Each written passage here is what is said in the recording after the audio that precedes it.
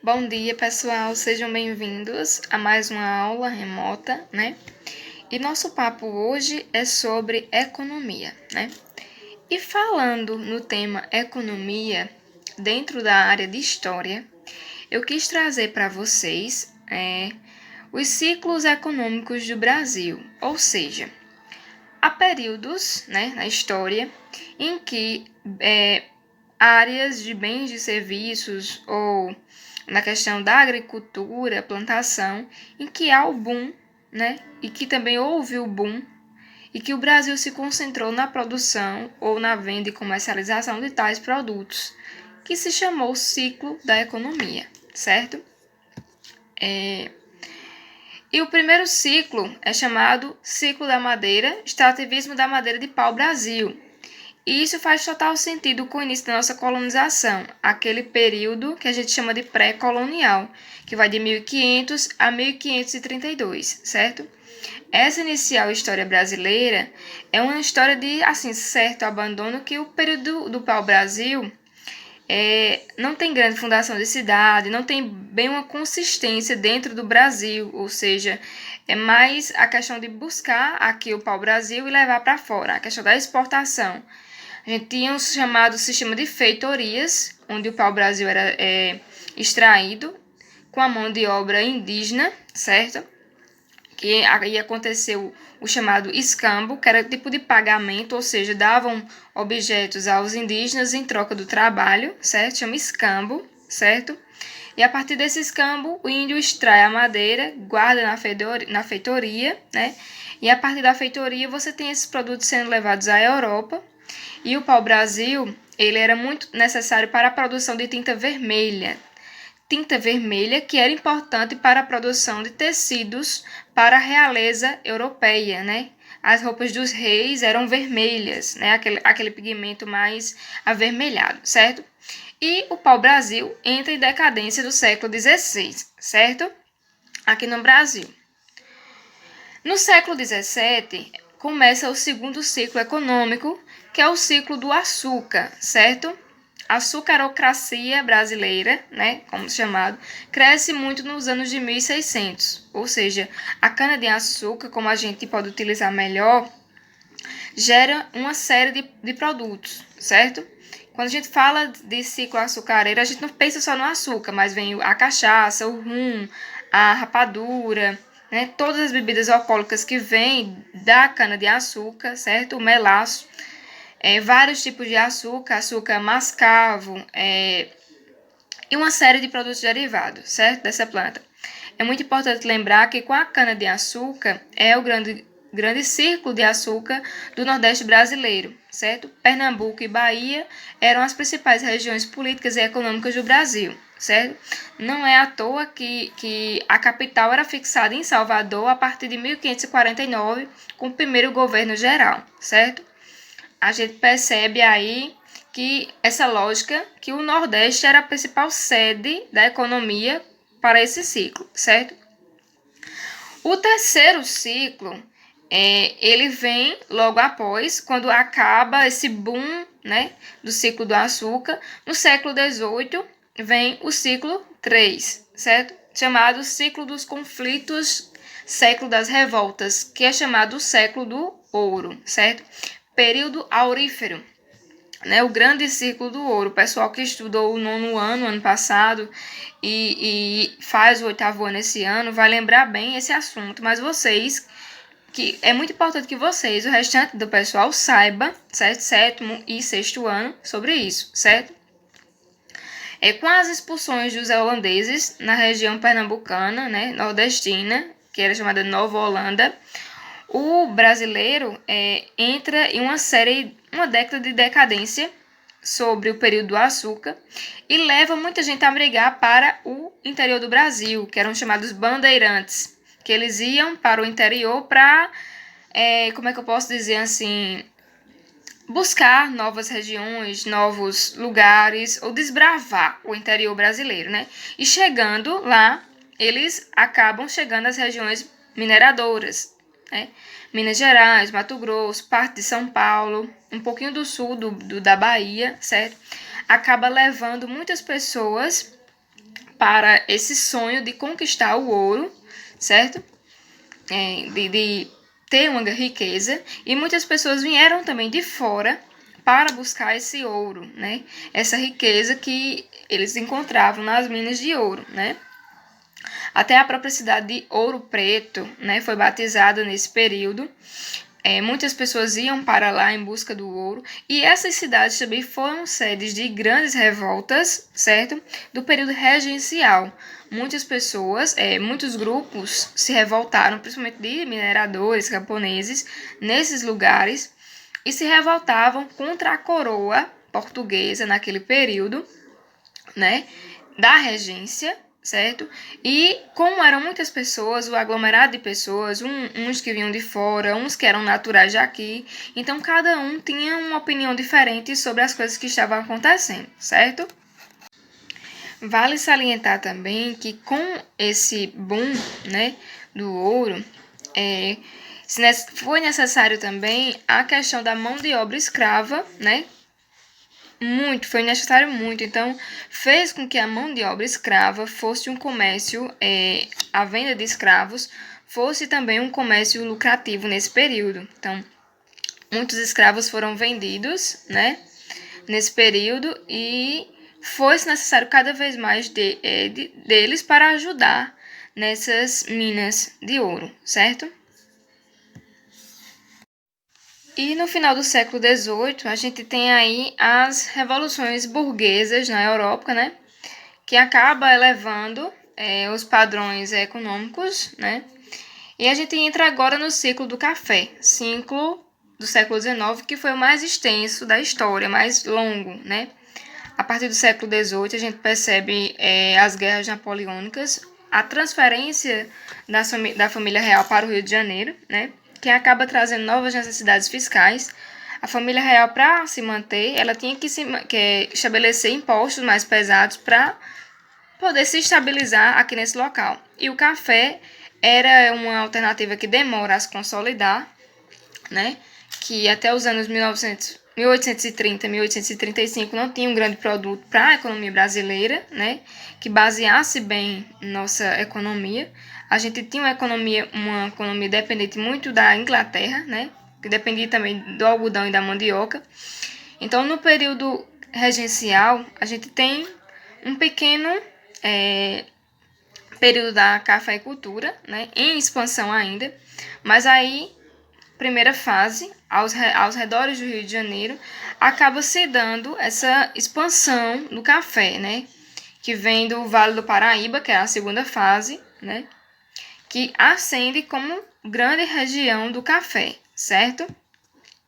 Que era uma região tradicional, que sempre se analisa o Vale do Paraíba como a clássica região cafeeira, certo? Então, que era uma região que se baseava, né, na chamada agricultura de plantation, né? Que vinha o latifúndio, exportador, monocultor e escravista, ou seja, que era uma cultura só, né, um tipo de alimento só que eles plantavam, né, e dependiam como pilar primordial da força da mão de obra escrava, certo?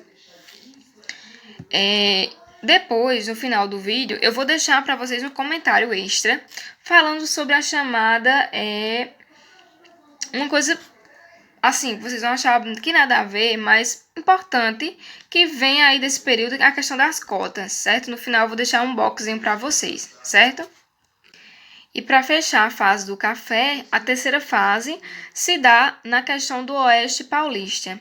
Então, quando o café ele toma os rumos a São Paulo, né? E torna São Paulo o maior exportador, né? E rico, a sua economia baseava da questão cafeeira, certo? Aí vocês me perguntam, e o século XX, né, professora? Então, depois desses ciclos da economia, até o ciclo do café, que vai até o século XIX, no século XX, a gente não pode ter um produto apenas, né, para direcionar sobre esses ciclos. No século XX, há o chamado desenvolvimento da indústria no Brasil, então não somente era um produto, mas como vários. O setor industrial trouxe para o Brasil o desenvolvimento de vários produtos. Então, o Brasil passava a ser um país que dependia, vamos supor, de um bem de serviço ou da monocultura, né, de ascensão, que acabava explorando muito o solo, né, deixando o solo pobre, porque era um alimento só, uma semente só, que era plantada por muito tempo, e agora passa a desenvolver outros produtos no meio industrial, né? Elétricos, eletrônicos, na indústria automobilística, várias outras coisas agora passam a ser produzidas no Brasil, como é o modelo que a gente tem hoje no século XXI, né? A nossa economia, nossa indústria não depende somente de um produto, mas de vários, certo? Então, recapitulando, né? Nós analisamos os ciclos econômicos do Brasil e, primeiro, a gente falou do primeiro ciclo, que foi o ciclo do pau-brasil, né? Que o Brasil ele exportava, ele ainda não tinha uma sede permanente aqui, as pessoas apenas vinham, tiravam, né? E mandavam para fora o pau-brasil, que o pau-brasil ele libera uma tintura, né? Que serve para fazer tinta, tingir tecidos que eram utilizados nos panos para fazer roupas para a realeza, certo? Da cor vermelha. O segundo ciclo, o ciclo do açúcar, a cana-de-açúcar, certo? O terceiro ciclo, o ciclo do ouro, certo? O tempo é o ciclo aurífero, certo? Que foi os bandeirantes em direção ao interior do Brasil que acabaram dando início a esse ciclo, certo? O quarto ciclo, o ciclo do café, certo? E, por fim, o século XX, né? Século XX e XXI, os dias atuais, em que foi desenvolvida a indústria no Brasil, certo?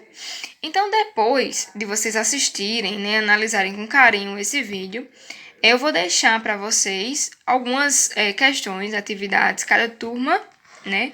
Uma atividade referente. Peço que vocês copiem no caderno, certo? E respondam.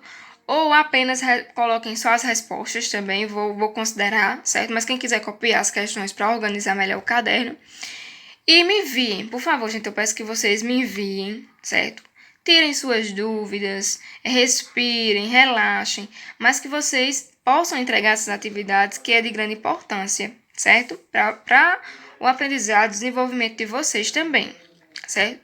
E logo antes, eu gosto sempre de frisar, como eu falei no outro vídeo sobre a questão das vidas negras, né, do movimento, eu falei a vocês que queria comentar um pouco sobre a questão das cotas, né, da escravidão e tudo mais. E eu sei que muita gente é ligado nesse assunto, gosta de ouvir falar, né, sente representado, assim como eu me sinto representada, né, e vejo que tenho, assim como os brasileiros, uma dívida enorme com as pessoas que foram escravizadas aqui, né, que deram seu sangue, seu suor para construir o país que a gente tem hoje, certo? Que a gente deve a eles tudo, basicamente, da construção do nosso país. Então, por que cotas? As cotas, né? Muitas pessoas são a favor, muitas pessoas são contra, há esse debate enorme. E por que cotas? As cotas raciais, né, destinadas a pessoas pretas, pardas ou indígenas, né? Quando vocês forem entrar no vestibular, na faculdade, vocês vão ter, se Deus quiser, acesso, né? Quem se sentir representado, né? Então, as cotas raciais, elas servem, gente, como um tipo de menção a essa dívida enorme que a gente tem com o passado, com as pessoas que foram aqui escravizadas, que mesmo depois da escravidão, continuaram sem oportunidade, continuaram sendo humilhadas, continuaram sendo marginalizadas na sociedade brasileira. Então, as cotas raciais servem para fazer menção ou tentar pagar essa dívida que acho que jamais será paga, não há preço que pague as vidas que aqui foram mortas, né, que foram dizimadas, as vidas que aqui foram perdidas embaixo do sol para construir o país que a gente tem hoje. Então, as cotas raciais, elas fazem menção a este período, ao período da escravidão. né, tenta, de certo modo, pagar um pouco dessa dívida que a gente tem com as pessoas que sofreram no passado, mas que ainda hoje, assim como eu, né, me considero negra, né, que ainda hoje sofrem preconceitos por meio da sociedade. Então, as cotas fazem menção a esse período. E todos esses ciclos, até o século XIX, eles foram basicamente erguidos, né? Foram dados continuidades graças à mão de obra escrava, indígena também, como no período do pau-brasil, que eu expliquei que os indígenas eram responsáveis por extrair essa madeira e eles faziam isso em troca do chamado escambo, né? Que os portugueses ou europeus traziam algum tipo de objeto, espelho, colares e davam a eles em troca desse serviço. Porém, não quer dizer que foi sempre assim. Muitos indígenas foram forçados a trabalhar assim. Houve violência, houve maus tratos. Então, a gente tem dívida enorme com os indígenas também, certo?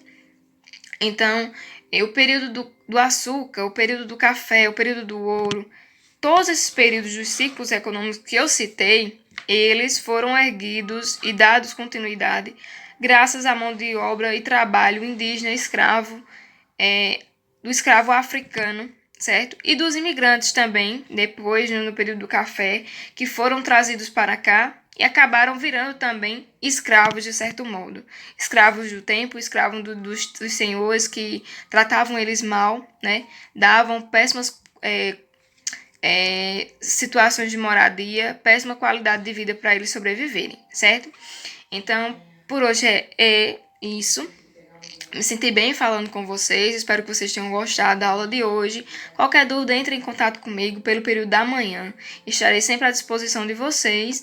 Fiquem com Deus e não se esqueçam de responder à atividade, certo?